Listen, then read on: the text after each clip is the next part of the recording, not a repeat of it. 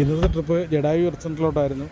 രാവിലെ 8 മണിക്ക് Varkala railway station, Varkala നമ്മളെ ശിവഗിരി റെയിൽവേ സ്റ്റേഷനിൽ നിന്ന് ഗസ്റ്റിനെയും പിക്ക് ചെയ്ത് നമ്മൾ നേരെ ജഡായു റെസ്റ്റോറൻറ്റ് വന്നു. അപ്പോൾ ഇവിടെ വന്ന് ഗസ്റ്റ് ഒന്ന് ബാത്റൂമിലൊക്കെ പോയി ഒന്ന് ഫ്രഷായി അവർക്ക് കാപ്പി കുടിക്കണമെന്ന് പറഞ്ഞു. ബഡ്ജറ്റ് ട്രിപ്പാണ്. നമ്മുടെ ജഡായു റെസ്റ്റോറൻറ്റിന് തൊട്ടടുത്ത് തന്നെയുള്ള ഒരു ചെറിയൊരു ചായക്കട, അതാ Shiva bakery and cool bar.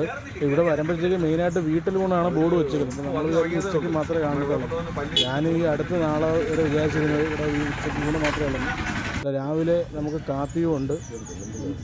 നമുക്ക് സാധാരണക്കാർക്ക് കഴിക്കാൻ പറ്റുന്ന ദോശ, സാമ്പാർ, ഇടിയപ്പം, മുട്ടക്കറി അങ്ങനെയൊക്കെയുള്ള ചെറിയ ചെറിയ ഐറ്റങ്ങൾ വിശപ്പിന് വേണ്ടി കഴിക്കാൻ പറ്റുന്ന ഹോട്ടലാണ്. അല്ല ഭയങ്കര ലെവലെന്നൊന്നും പറയാൻ വയ്യ. ഞാൻ എൻ്റെ ഒരു ലെവൽ വെച്ചാണ് ഞാൻ ഈ കാര്യങ്ങൾ പറയുന്നത്. അപ്പോൾ നമുക്ക് സാധാരണക്കാർക്ക് സാധാരണക്കാർക്കല്ല എല്ലാവർക്കും കഴിക്കാൻ പറ്റുന്ന വീട്ടിലുണ്ടാകുന്ന നമ്മൾ വക്കരന്മാരാണ്. ഇന്നിപ്പോൾ രാവിലെ ദോശയും സാമ്പാറും കൂടെ നമ്മൾ ഓംലേറ്റുമാണ് ഞാൻ കഴിച്ചത്.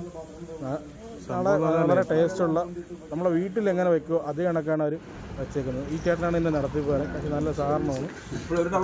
അവരെ വൈഫ്, അമ്മായി, എനിക്കൊരു സിംഗിൾ സഹോദരങ്ങൾ എല്ലാവരും ചേർന്നാണ് ഈ കട നടത്തുന്നത്. നമുക്കൊരു വീടിൻ്റെ ഒരു അറ്റ്മോസ്ഫിയർ തന്നെയാണ് ഈ കടയിൽ നിൽക്കുന്നത്.